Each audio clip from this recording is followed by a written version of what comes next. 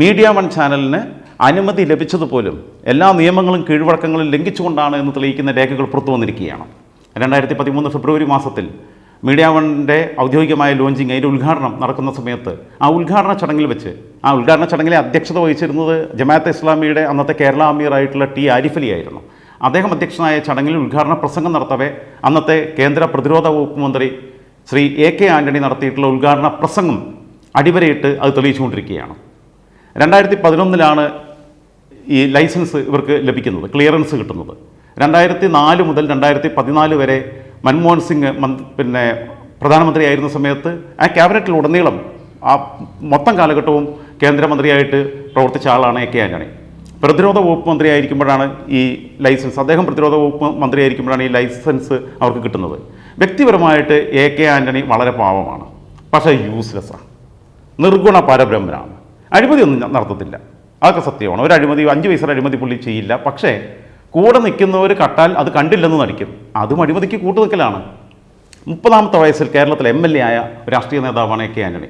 33ാമത്തെ വയസ്സിൽ കേരള പ്രദേശ് കോൺഗ്രസ് കമ്മിറ്റിയുടെ അധ്യക്ഷനായി. 37ാമത്തെ വയസ്സിൽ മുഖ്യമന്ത്രിയായി. കേരളത്തിലെ ഏറ്റവും പ്രായം കുറഞ്ഞ മുഖ്യമന്ത്രിയായിരുന്നു AK ആൻ്റണി. പിന്നീട് അദ്ദേഹം കുറച്ച് കാലം കഴിഞ്ഞപ്പോൾ മുഖ്യമന്ത്രി സ്ഥാനത്ത് നിന്ന് മാറി രാജിവെച്ചു. പിന്നെ 1995 മുഖ്യമന്ത്രിയായിരുന്ന K കരുണാകരനെ മാറ്റി കേന്ദ്രമന്ത്രിയായിരുന്ന ആൻ്റണി ചാർട്ടർ ചെയ്ത വിമാനത്തിൽ കേരളത്തിൽ വന്ന് മുഖ്യമന്ത്രി സ്ഥാനത്തേക്ക് വീണ്ടും വന്നു. 96 പരാജയപ്പെട്ടു. 2001 വീണ്ടും അദ്ദേഹം മുഖ്യമന്ത്രിയായി. എന്നാൽ 2004 ലോക്സഭാ തെരഞ്ഞെടുപ്പിലെ കേരളത്തിലെ കനത്ത തോൽവിയെ തുടർന്ന് അദ്ദേഹം ആ സ്ഥാനം രാജിവെച്ചു, മുഖ്യമന്ത്രി സ്ഥാനം. പിന്നെയാണ് ഉമ്മൻചാണ്ടി വരുന്നത്. ഇവിടെ നിന്ന് രാജിവെച്ച് കഴിഞ്ഞാൽ കേന്ദ്രത്തിൽ മന്ത്രിയാവും, കേന്ദ്രത്തിൽ നിന്ന് രാജിവെച്ചാൽ ഇവിടെ മുഖ്യമന്ത്രിയാവും. അതാണ് പുള്ളി. വലിയ ആദർശധീരനാണെന്നാണ് കോൺഗ്രസ് നേതാക്കന്മാരും അദ്ദേഹം തന്നെ അദ്ദേഹത്തെ വിശേഷിപ്പിക്കുന്ന ആദർശധീരനെന്നാണ്. പക്ഷേ വളരെ നിരർത്ഥകമായിട്ടുള്ള പ്രയോഗമാണത്. കാരണം അദ്ദേഹത്തിന് ആദർശവും ഇല്ല, ധീരതയില്ല, രണ്ടുമില്ല. അദ്ദേഹത്തിൻ്റെ ആദർശത്തിൻ്റെ കഥകളൊക്കെ പലപ്പോഴും മാധ്യമങ്ങൾ വാഴ്ത്തിപ്പാടുന്ന കേട്ട് കഴിഞ്ഞാൽ, പ്രത്യേകിച്ചും അദ്ദേഹത്തെ സുഖിപ്പിക്കാനായി കേരളത്തിൽ പ്രധാനപ്പെട്ട പത്രമാധ്യമം എല്ലാ കാലത്തും ശ്രമിച്ചിരുന്നു.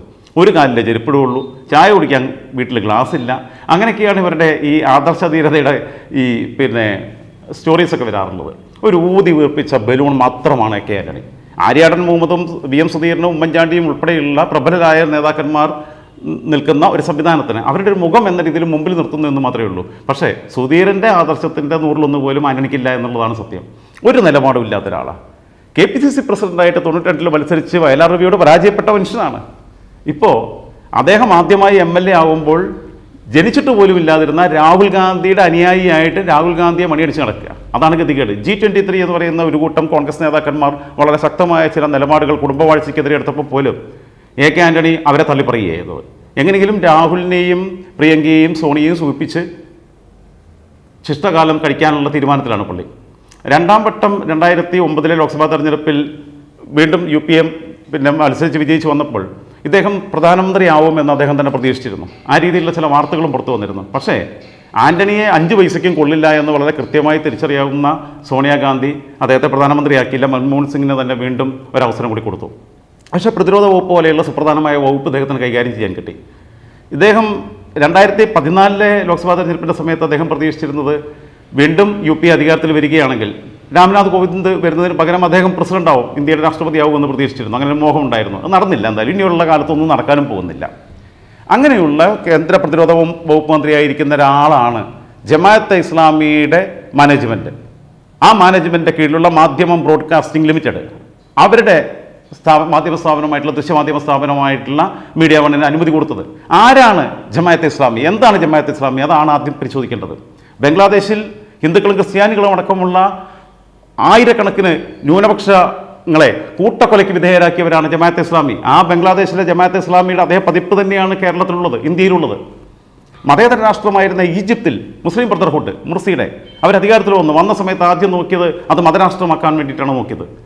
ന്യൂനപക്ഷങ്ങളോട് വിവേചനം പുലർത്താനുള്ള ചില ഭരണഘടനാപരമായിട്ടുള്ള ഭേദഗതികൾ കൊണ്ടുവന്നിട്ടുള്ള ചില നീക്കങ്ങളുണ്ടായപ്പോൾ, പക്ഷേ കെയ്റോ യൂണിവേഴ്സിറ്റി പോലെയുള്ള സ്ഥലത്ത് പഠിച്ചു വന്ന അങ്ങേയറ്റം മതേതരബോധമുള്ള ഒരു പൗരബോധമുള്ള ആ ജനത, പ്രബുദ്ധ ജനത, അവർ അതിനെതിരെ പ്രതികരിച്ചു. അങ്ങനെ മുർസിയുടെ ഭരണം പോയി. ഇന്ത്യയുടെ മോചനം ഇസ്ലാമിലൂടെ എന്നായിരുന്നു ഒരു കാലത്ത് ജമാഅത്തെ ഇസ്ലാമി മുന്നോട്ട് വെച്ചിട്ടുള്ള ഒരു ആപ്തവാക്യം. അതിനുള്ള മറുപടി സംഘപരിവാർ കൊടുത്തു, ഇസ്ലാമിൻ്റെ അന്ത്യം ഇന്ത്യയിൽ തന്നെയെന്ന്. അതായത് സംഘപരിവാറിന് ഇന്ത്യയിൽ വേരുറപ്പിക്കാനുള്ള പ്ലാറ്റ്ഫോം ഒരുക്കി കൊടുത്തത് ജമാഅത്തെ ഇസ്ലാമിയാണ്. അവരുടെ ഉദ്ഘാടന ചടങ്ങിലാണ് കെ ആന്റണി പ്രസംഗിച്ചത്. കെ ആന്റണി പക്ഷേ കുറേ നല്ല കാര്യങ്ങളും പറഞ്ഞിട്ടുണ്ട്. ലോകത്ത് ഏറ്റവും അധികം മാധ്യമ സ്വാതന്ത്ര്യം അനുഭവിക്കുന്ന ഒരു രാജ്യം അത് ഇന്ത്യയാണ് എന്ന് അദ്ദേഹം പറഞ്ഞു. ലോകത്തെ ഏറ്റവും മികച്ച ജനാധിപത്യ രാജ്യം അത് ഇന്ത്യയാണെന്ന് അദ്ദേഹം പറഞ്ഞു. പക്ഷേ അത് കഴിഞ്ഞിട്ട് അദ്ദേഹം പറഞ്ഞൊരു വാക്കുണ്ട്, ഇന്ത്യയിലല്ലാതെ വേറെ ഏതെങ്കിലും രാജ്യത്ത്, അത് പാശ്ചാത്യ രാജ്യങ്ങളിലായിരുന്നാൽ പോലും മീഡിയ വണ്ണിന് പ്രവർത്തിക്കാൻ അനുമതി കിട്ടുമായിരുന്നില്ല എന്ന് അദ്ദേഹം ഉദ്ഘാടന ചടങ്ങിൽ പറയുന്നു. ഇന്ത്യയിലല്ലാതെ വേറൊരു പാശ്ചാത്യ രാജ്യത്തായിരുന്നെങ്കിൽ മാധ്യമം പത്രത്തിൻ്റെ പുതിയ കുടുംബാംഗമായ നവാജക ഈ ശിശുവിനെ പുറത്തു വരാൻ അനുവാദം കിട്ടുമായിരുന്നില്ല. അത് തന്നെ ഈ രാജ്യത്തിൻ്റെ ജനാധിപത്യത്തിൻ്റെ പ്രത്യേകതയാണ്. രാജ്യത്തെ മിലിറ്ററി ഇൻ്റലിജൻസ് ഉൾപ്പെടെയുള്ള ഹോം ഡിപ്പാർട്ട്മെൻറ്റ് ഇൻ്റലിജൻസ് ഉൾപ്പെടെയുള്ള വിവിധ ഇൻ്റലിജൻസ് ബ്യൂറോകൾ മീഡിയ വണ്ണിന് ലൈസൻസ് നൽകരുത് എന്ന് പറഞ്ഞ് റിപ്പോർട്ട് കൊടുത്തിരുന്നു. കേന്ദ്ര ഗവൺമെൻറ്റിന്, ആഭ്യന്തര വകുപ്പിന്, പ്രതിരോധ വകുപ്പിന് ഒക്കെ തന്നെ ദേശവിരുദ്ധ താല്പര്യങ്ങൾ വെച്ചുകൊണ്ട് പ്രവർത്തിക്കുന്ന ഒരു മാനേജ്മെൻറ്റാണ് അതിൻ്റേതെന്നും വളരെ കൃത്യമായി അവരുടെ മാധ്യമം പത്രത്തെ തന്നെ ഉദ്ധരിച്ചുകൊണ്ടുള്ള റിപ്പോർട്ടുകൾ നൽകിയിരുന്നു. ഭരണഘടന വിഭാവന ചെയ്യുന്ന മതേതരത്വത്തിന് എതിരായി നിൽക്കുന്ന ഒരു പ്രസ്ഥാനമാണ് ജമാഅത്തെ ഇസ്ലാമി. ഈ മാധ്യമം ബ്രോഡ്കാസ്റ്റിംഗ് ലിമിറ്റഡിൻ്റെ തലപ്പത്തിരിക്കുന്നവർ എന്ന കൃത്യമായ റിപ്പോർട്ട് കിട്ടിയിട്ടും ആഭ്യന്തര വകുപ്പിൻ്റെ ക്ലിയറൻസ് ആന്റണി ഉൾപ്പെടെയുള്ളവർ സംഘടിപ്പിച്ചു കൊടുക്കുന്നു. ബ്രോഡ്കാസ്റ്റിംഗ് ഡിപ്പാർട്ട്മെൻറ്റ് അവർക്ക് ലൈസൻസ് നൽകുന്നു. കേന്ദ്രമന്ത്രിസഭയിൽ സ്വാധീനം ചെലുത്തുകയാണ് ആന്റണി മുഖേന. ആന്റണിയും ജമാഅത്തെ ഇസ്ലാമിയും തമ്മിലുള്ള പാലമായി പ്രവർത്തിച്ചത് രാഷ്ട്രീയത്തിൻ്റെ അവസാന നാളുകളിൽ ജമാഅത്തെ ഇസ്ലാമിയുടെ കേരളത്തിലെ ഒരു വക്താവിനെ പോലെ പലപ്പോഴും പെരുമാറിയിട്ടുള്ള MA ഷാനവാസ് MP ആയിരുന്നു, പഴയ വയനാട് MP. അന്തരിച്ചു പോയി പാവം. പക്ഷേ ഒരു കാര്യത്തിലും ഒരു നിലപാടില്ലാത്ത സമുദായ താല്പര്യങ്ങൾ വെച്ച് പുലർത്തുന്ന സംഘടനകളുടെ സമ്മർദ്ദങ്ങൾക്ക് മുമ്പിൽ എക്കാലവും തലകുനിച്ച് നിന്നിട്ടുള്ള കോൺഗ്രസ്, ആ കോൺഗ്രസ് ഈ രാജ്യവിരുദ്ധതയ്ക്ക്